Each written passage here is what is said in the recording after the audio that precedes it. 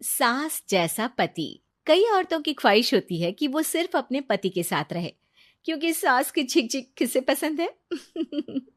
एकता की सास साथ नहीं रहती, सिर्फ पति और वो। लेकिन क्या है एकता की जिंदगी बिना सास के? देखिए। अरे, अरे एकता, क्या है? रोज लेट उठती हो। कभी तो वक्त पर उठा करो।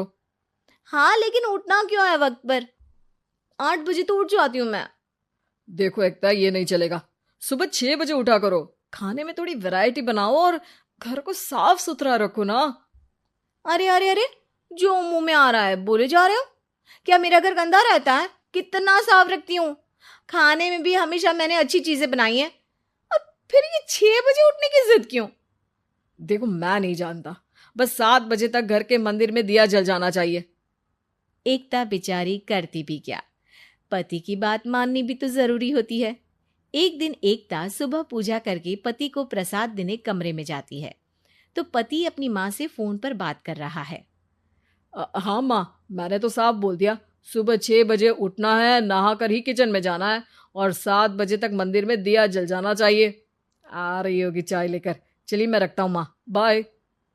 बेचारी एकता ने पति का ये रूप तो सोचा ही नहीं था। वो पति से कहती है, सुनिए, अब सारा काम हो चुका है घर पर, क्या करूं? मुझे कुछ देर के लिए मेरी सहेली सौम्या उसके घर छोड़ दीजिए। अरे कैसी बात करती हो कि घर पर कुछ काम करने को नहीं है? होली आ रही है, बाजार से आलू ले आओ, पापड़ बनाओ, नमकीन बनाओ, दही बड़े बनाओ। सब कुछ आज ही बनाना है? अरे अब मन कर रहा है कि सहेली के घर जाऊं तो जाऊंगी ना मैं।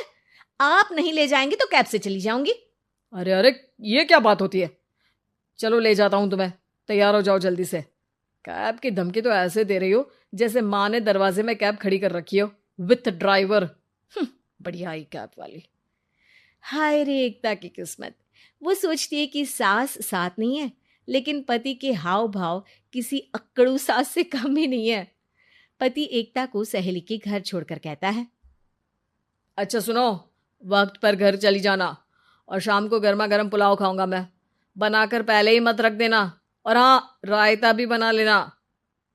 हाँ जी हाँ, फिलहाल क्या मैं अंदर जा सकती हूँ? नाश्ता पेट भर करा दिया, दोपहर का खाना भी पैक कर दिया। पहले जो खाया है उसे तो पचा लो, दिन का खा लो, अभी से रात के खाने की चिंता में बाल न जड़ जाए कहीं। पति को एकता की बात पर गुस्सा तो बहुत आता है, लेकिन ऑफिस में देरी के कारण वो कुछ नहीं कहता। एकता सहेली के पास जाती है, जहां सास बहू बैठकर गप्पे लड़ा रही होती है। हाय सौम्या। नमस्ते आंटी जी। अरे वाह एकता बेटा, बड़े समय बाद देखी, कैसी हो? अच्छी हूँ आंटी जी। घर का सारा काम हो गया था, बोर हो रही थी, सोचा सौम्या से मिलती चलूं। हाँ हाँ बच्चों, तुम लोग बैठकर गप्पे लड़ाओ। मैं तुम लोगों के लिए नाश्ते पानी का इंतजाम करती हूँ। सास ये बोलकर किचन में चली जाती है। अरे एकता, कैसे आना हुआ? थोड़ी परेशान सी भी लग रही है, सब ठीक तो है ना? अरे यार, कहाँ ठीक हूँ। ना सोने मिलता है, ना अपने मन का कोई काम करने मिलता है। बस सुबह 6 बजे से किचन और रात के 12 बजे तक घर का काम। मेरी तो कमर ही टूट रही है। अरे क्यों मजाक कर रही है? तेरे तो मजे हैं। अकेली रहती है पति के साथ, न कोई सास न ससुर, न आस पड़ोस से मतलब। हम लोगों की सोच, जॉइंट फैमिली है, कितनी परेशानी होती है। अरे रहने देना, वो तो दिख रहा है कि कितनी परेशान है तू। सास किचन का काम कर रही है और तू सहेली से गप्पे। ऐसा कहाँ होता है यार। हाँ वैसे तू बोल तो सही रही है।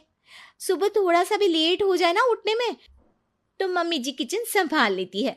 पति तो जाते वक्त उठाते हैं कभी कभी मुझे। पर मेरी छोड़, तू बता, सास साथ रहने आ गई है क्या, जो सुबह 6 बजे उठना पड़ता है? पति तो तेरा 10 बजे ऑफिस जाता है। 4 घंटा खाना बनाने में लग जाता है क्या तुझे, एक लोगों का? अरे रहने देना यार, मेरा तो पति ही सास से कम नहीं है। सारा दिन का ड्रामा। अरे बातें सुनाना, बोलियां बोलना, कोसना, क्या क्या नहीं आता है उसे। यार मैं तो हैरान होती हूँ कभी कभी कि ये सास की आत्मा तो नहीं आ जाती ना इसमें। अरे परेशान हो चुकी हूँ। इतना ही नहीं, वो तो अपनी माँ से मेरी चुगली भी करता है। समझ गई। मतलब तेरे पति की गाड़ी चल यहाँ रही है, लेकिन रिमोट तेरी सास के पास ही है। अरे अब जो समझ, रिमोट है या कंट्रोल है, बस मेरा तो मुश्किल हो रहा है यहाँ रहना। सोच रही हूँ 2-4 महीने के लिए मायके चली जाऊं। क्या करेगी? 2-4-10 महीने बाद तो आना ही है ना यहाँ पर। तो क्या करूं, तलाक दे दूं क्या? अरे ये कोई सोल्यूशन नहीं है। तू अपने पति को सुधार भी तो सकती है। कैसे कैसे सुधारूं? सौम्या उसके कान में कुछ कहती है, जिसे सुन एकता खुश हो जाती है। अगले रोज, हाय रे, मेरी तो टांगे ही नहीं चल रही है। हाय हाय हाय, बहुत दर्द हो रहा है भगवान। अरे क्या हुआ एकता, रुको मैं माँ से पूछता हूँ। लेकिन पति जैसे ही माँ से बात करके एकता के पास आता है। क्या नौटंकी है ये, क्यों रो रही हो? अरे कोशिश करो ना उठने की। ये काम से बचने के लिए जो नाटक है ना, बंद कर दो, वरना माँ आ जाएगी यहाँ पर। एकता की तो मानो मन मुराद पूरी हो गई। अरे हाँ हाँ, तो बुला लो ना उन्हें, जल्दी से बुला लो। मैं 4-5 दिनों के लिए आराम करना चाहती हूँ, चल तो सकती नहीं हूँ।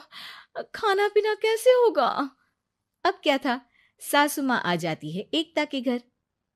सासू माँ, मुझे ये हमेशा बताते हैं कि आप कितनी हार्ड वर्किंग है।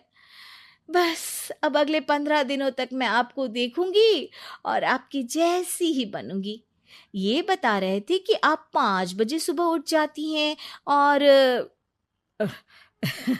अरे बेटा, कुछ ज्यादा ही नहीं बता दिया तूने।